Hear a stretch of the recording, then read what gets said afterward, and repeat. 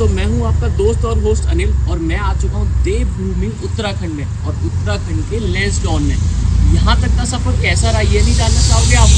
मैं आपको लेके चलता हूं पीछे, जहां से मैंने ये सफ़र स्टार्ट किया था। दिल्ली से यहां तक का सफ़र कैसा रहा, क्या कुछ खाने पीने के ऑप्शंस थे, टोल कितना लगता है, रोड की कंडीशंस क्या है, सब कुछ बताऊँगा। बट आपको मेरे साथ स्टार्ट करना पड़ेगा, यहाँ से नहीं, जहाँ से हम आए हैं वहाँ तक चलते हैं। चलो तो रिवाइंड करते हैं।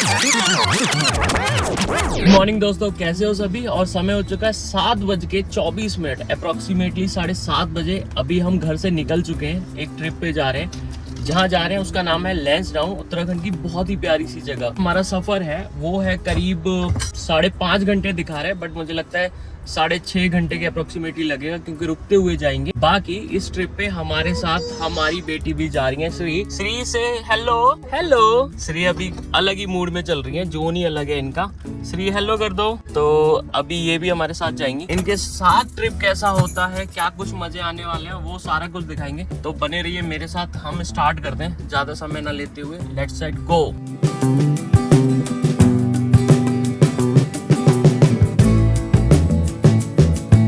तो ये जो हमारा सफर स्टार्ट हुआ है, ये हुआ है बहुत ही सुहाने रास्ते से। ये है मेरठ दिल्ली एक्सप्रेस वे। तो यहाँ से सफर काफी स्मूथ रहता है। उसके बाद हम जाएंगे खतौली वाला जो कट है, वहां से बिजनौर होते हुए, कोटद्वार होते हुए लैंसडाउन के लिए।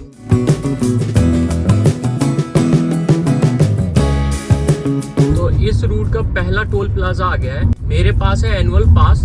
तो ये आता है नेशनल एक्सप्रेस वे में, NHI के अंडर में। तो यहाँ पर मेरा टोल तो एनुअल पास से कट जाएगा। बाकी मैं टोल कितना लग रहा है वो स्क्रीन पे डिस्प्ले कर दूंगा।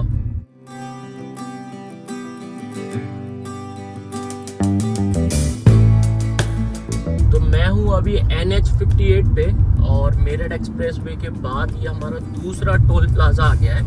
ये है वेस्टर्न यूपी का टोल प्लाजा। तो जैसे ही हम मेरठ बाईपास पे एंटर करते हैं, उसके बाद से ना इस रूट पे आपको खाने पीने के ऑप्शंस ना बहुत सारे मिल जाएंगे। आप मेरे लेफ्ट में देखो तो ये आ गया रुद्रा शिवा ढाबा, जो कि मामा यादव का काफ़ी फेमस है। और ऐसे ना बहुत सारे ऑप्शंस आपको पूरे रूट पे मिलेंगे, क्योंकि ये वाला जो रूट है ना हरिद्वार ऋषिकेश के लिए भी जाता है। तो यहाँ पे खाने पीने की कोई समस्या नहीं है। तो दिल्ली से करीब 100 किलोमीटर बाद ये ओवर ब्रिज आता है। आप देखोगे लेफ्ट साइड में चीतल ग्रांट का एक बोर्ड लगा होगा, और ये अंडरपास से हम जाएंगे खतौली वाले रोड पे। तो ये वाला टर्न है जहाँ से हमको लेना है खतौली के लिए। और इनकेस अगर आपको लंच वगैरह करना है तो सामने लेफ्ट साइड में जस्ट आपको मिल जाएगा चीतल ग्रांट। मेरा काफ़ी फेवरेट है। यहाँ पर आप रुकना चाहते हो तो ये बहुत अच्छा ऑप्शन रहेगा आपके लिए। यहाँ से अभी हमें सिंगल रूट स्टार्ट हो गया है। अब ये देखना है कि ये वाला जो सिंगल रोड है कहाँ तक जाता है, क्योंकि ये है खतौली का बाईपास।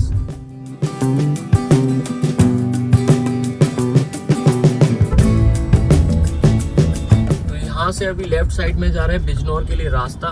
तो अभी हम ये वाला रूट ले रहे हैं, और ये भी मुझे लग रहा है सिंगल ही है।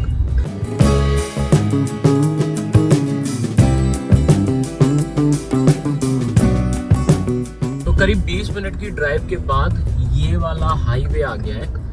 ये जगह है जानसद करके, वहाँ से हम जा रहे हैं। अब ये है NH 709 AD। तो यहाँ से 4 लेन स्टार्ट हो गया है। तो बहुत बड़ा पैच नहीं था, रोड भी ठीक थी। मतलब 20 से 25 मिनट में आप कवर कर लोगे हार्डली, जो NH58 पे थे और वहाँ से यहाँ तक आने।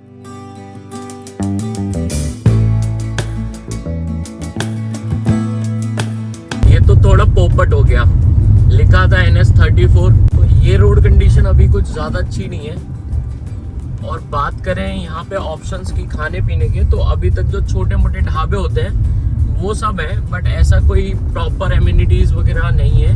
तो अगर इनकेस आप खाने का प्लान कर रहे हो तो या तो पहले करके आ जाओ, या फिर आगे चल के मैं बताऊँगा कि क्या और ऑप्शन मिल सकते हैं आपको।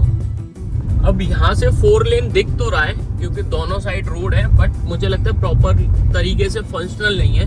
क्योंकि अगर आप सामने से गाड़ी देखो तो इसी रूट पे आ रही है। उस वाले का कोई यूज नहीं कर रहा है, तो मुझे लगता है कि वो पूरी तरीके से स्टार्ट नहीं हुआ है अभी। तो ये वन वे की तरह ही यूज हो रहा है 4 लेन होने के बावजूद भी।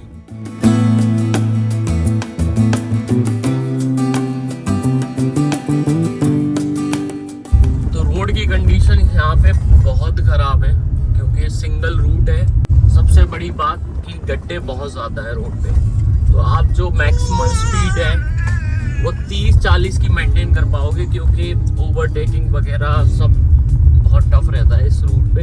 अब समझ में आ रहा है कि आधा रास्ता मैंने 2 घंटे में ट्रेवल कर लिया और आधे के लिए मेरे को इतना ज़्यादा ट्रेवल टाइम क्यों दिखा रहा था, क्योंकि रोड कंडीशंस मुझे लगता है कि अब बहुत ज़्यादा अच्छी आने वाली नहीं।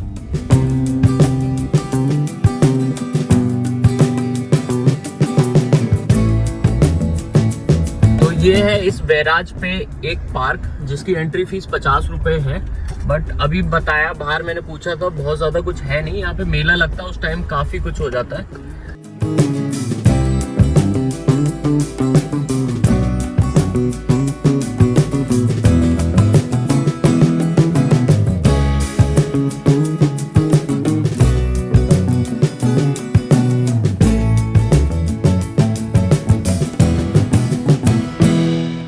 तो 10:15 पे हम बिजनौर पहुंच गए और यहाँ से हमने ये बाईपास काइंड ऑफ रोड है बिजनौर का वो लिया है।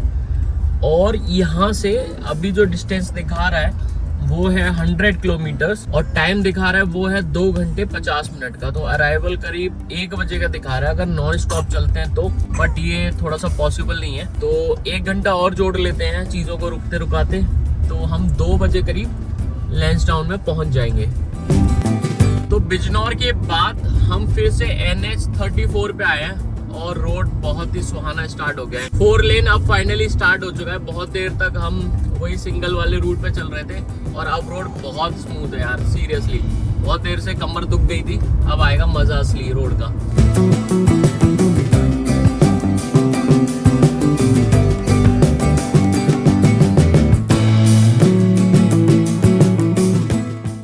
बिजनौर के बाद अब ये वाला टोल आया है, तो इस टोल को देने में भी अच्छा लगेगा। रीजन बीइंग अभी तक रोड काफी अच्छा है। बिजनौर के बाद हमने जलालाबाद से जस्ट पहले टर्न लिया है और वहां से ये डबल लेन वाला रास्ता फिर से स्टार्ट हो गया है। 4 लेन का रास्ता हमें अप्रोक्सीमेटली 30-40 किलोमीटर का मिला होगा। तो ये पहुंच गए हैं हम नजीबाबाद और समय हुआ है 10:50।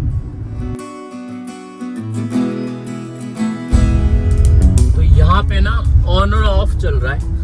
कभी 4 लेन हाईवे आ जाता है और कभी फिर से ऐसे खराब से रास्ते, क्योंकि मोस्ट ऑफ द जगह यहाँ पे हाईवे का काम चल रहा है, रोड कंस्ट्रक्शन में है। उसकी वजह से आप देखोगे ना जगह जगह बहुत सारे पैचेस ना वर्क इन प्रोग्रेस स्टेट में है। तो अभी ये नजीबाबाद से हम आगे हैं और यहाँ की तो रास्ते और ज्यादा खराब है। नजीबाबाद के बाद अगर आपको कुछ पंजाबी खाने का मन है ना तो ये एरिया स्टार्ट हो जाता है। ये पंजाबी, यहाँ पे आपको बहुत सारे पंजाबी ढाबे मिल जाएंगे। कोटद्वार में एंटर करने वाले हैं, 1 किलोमीटर करीब रह गया है, आउटर साइड्स में है और समय हुआ है 11:50। बीच में थोड़ा सा रुके थे, बेटी को कुछ खिलाना था उसके लिए। बाकी अभी नॉन स्टॉप ही चल रहे हैं। लैंसडाउन यहाँ से 44 किलोमीटर दिखा रहा है और समय लगेगा करीब 1.5 घंटा। और रास्ते की बात करूं तो हाईवे तो है ही है, बाकी ये सिंगल रोड जितने भी है ना वो मोस्टली खराब है। ये सबसे बड़ी प्रॉब्लम है। ये जो डबल वे वाला रूट है ना, ये एटलीस्ट सही हो ना, गड्ढे ना हो तो भी प्रॉब्लम ना हो। अब इन पे क्या है कि रोड का काम चल रहा है तो गड्ढे ज्यादा है, वो रिपेयर नहीं हुआ है। इस वजह से जो डिस्टेंस है वो टाइम ज्यादा ले जाती है। काफी बड़ा शहर है कोटद्वार। यहाँ पे देखो तो सारी चीजें अवेलेबल है, मतलब A to Z सब कुछ है। इसके बाद सीधे आप देखोगे सामने तो पहाड़ स्टार्ट हो जाते हैं। यहाँ के आसपास का एक बड़ा शहर है ये। यहाँ पे रेलवे सुविधा वगैरह सारी चीजें हैं। अगर आप लैंसडाउन के लिए विजिट कर रहे हो और अगर ट्रेन से आना चाहते हो या आसपास और भी कहीं जाना चाहते हो तो यहाँ तक आपको ट्रेन फैसिलिटीज भी मिल जाती है। तो यहाँ से ये पहाड़ों वाला रास्ता स्टार्ट हो गया है। आप देख लो कि अभी कितना नैरो है और आगे जाके जैसे जैसे रास्ते की कंडीशन आएगी मैं आगे और दिखाऊंगा। बट यहाँ पे ठीक ठीक सा रोड है। तो श्री सिद्धबली धाम में आपका हार्दिक स्वागत है।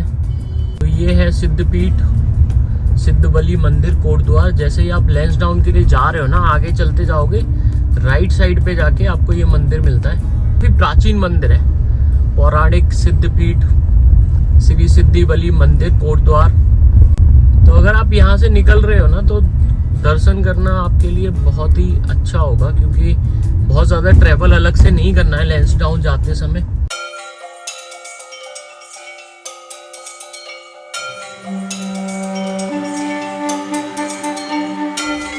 तो ये हमने प्रसाद ले लिया है। यहाँ पर प्रसाद में है नारियल का गोला, गुड़ और कुछ मन्नत के लिए धागे दिए गए हैं वो।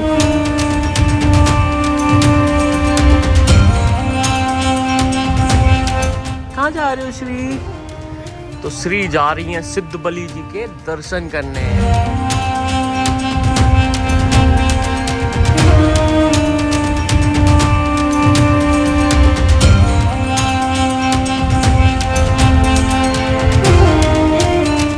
तो समय हो चुका है 1 और हमने सिद्धबली जी महाराज के दर्शन कर लिए। बालाजी महाराज के दर्शन बहुत प्यारे हुए हैं। अभी हम यहाँ से जाएंगे लैंसडाउन के लिए। उससे पहले मैं आपको बता दूं कि इस मंदिर में हर दिन भंडारा चलता रहता है, सीता रसोई के नाम से है। यहाँ पे अगर इनकेस आपको भंडारे का आयोजन कराना है तो उसकी बुकिंग करनी पड़ेगी। जितना मुझे पता है कई सालों तक की ऑलरेडी प्री बुकिंग हो रखी है यहाँ पे। बाकी जय बालाजी महाराज। अभी हम आगे चलते हैं लैंसडाउन की तरफ और रास्ते देखते हैं कैसे हैं, क्योंकि यहाँ से असली पहाड़ स्टार्ट होने वाला है। श्री जय जय जय जय। तो अब ये पहाड़ वाला रास्ता स्टार्ट हो गया है कोटद्वार के बाद। तो ये जो रास्ते हैं काफी नैरो हैं और टर्न पे आप हॉर्न का यूज कर सकते हो, क्योंकि काफी ब्लाइंड कर्व आते हैं तो उसकी वजह से पता नहीं चल रहा। बाकी रास्ता वाइज ठीक है, मतलब not so bad not so good. और पहाड़ों में इससे ज्यादा क्या उम्मीद कर सकते हो आप, क्योंकि ये जंगल का रास्ता है तो आपको ग्रीनरी दोनों साइड बहुत ज्यादा दिखेगी। ये है लैंडस्लाइड एरिया। तो यहाँ पे कुछ कुछ जगहों पे आपको इस तरीके के नज़ारे भी मिलेंगे। ये देखो, बहुत ही रिसेंटली लैंडस्लाइड हुआ है इस पे।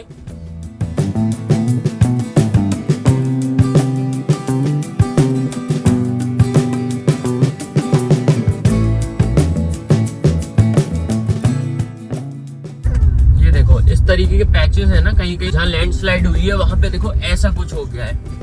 ये होता है बहुत सारी जगह ना, आपको स्पेस देखना पड़ता है। अगर कोई बड़ी गाड़ी आ रही है ना, तो टाइम से और जगह से साइड रोकनी होती है।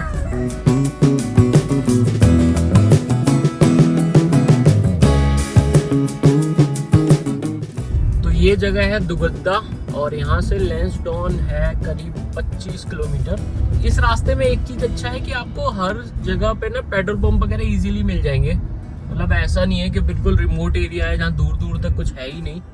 थोड़ी थोड़ी डिस्टेंस के बाद ना छोटी छोटी जगह आ रही हैं जहाँ पे कुछ ना कुछ आपको यूजफुल चीजें मिल जाएंगी इजीली, इन केस आपकी नीड है तो आगे आप रास्ता देखो। जैसे जैसे हम लैंसडाउन की ओर जा रहे हैं ऊंचाई बढ़ती जा रही है, प्लस टर्न बहुत ज्यादा आ रहे हैं। रास्ते बहुत पतला होता जा रहा है और बहुत ही फ्रिक्वेंट टर्न आ रहे हैं, तो बहुत ही केयरफुली चलाना है यहाँ पे अगर गाड़ी आप ड्राइव कर रहे हो तो।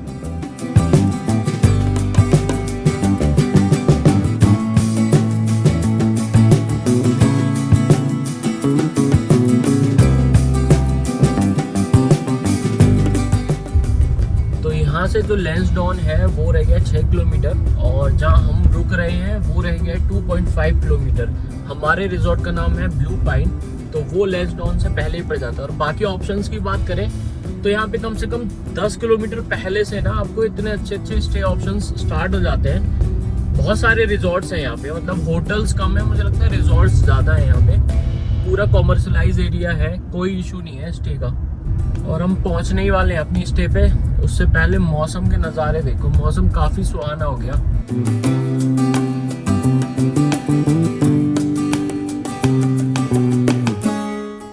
तो फाइनली हम पहुंच गए अपने स्टे पर। ये है ब्लू पाइन रिजॉर्ट और हमें 2:40 लग गए करीब यहाँ तक पहुंचने में।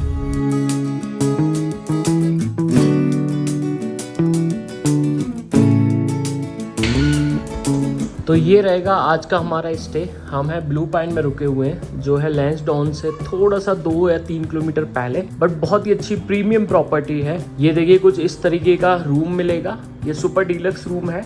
बाकी ये रहेगा वॉशरूम। बाकी सबसे अच्छी चीज़ मैं दिखाता हूँ आपको, यहाँ पे एक बहुत ही बड़ी प्रॉपर बालकनी दे रखी है। यहाँ से ये देखिए, और श्री अपनी बालकनी में मज़े ले रही हैं। हेलो श्री, कैसा लग रहा है? और ये मौसम देखो, यहाँ से एकदम मौसम चेंज हो गया ना। वहाँ देखो, वहाँ लग रहा है कि धूप हो रही है, वो भी धूप हो रही है। और ये जब सूरज पीछे चला जा रहा है, इस पहाड़ी की वजह से ये पूरी छाँव हो रखी है।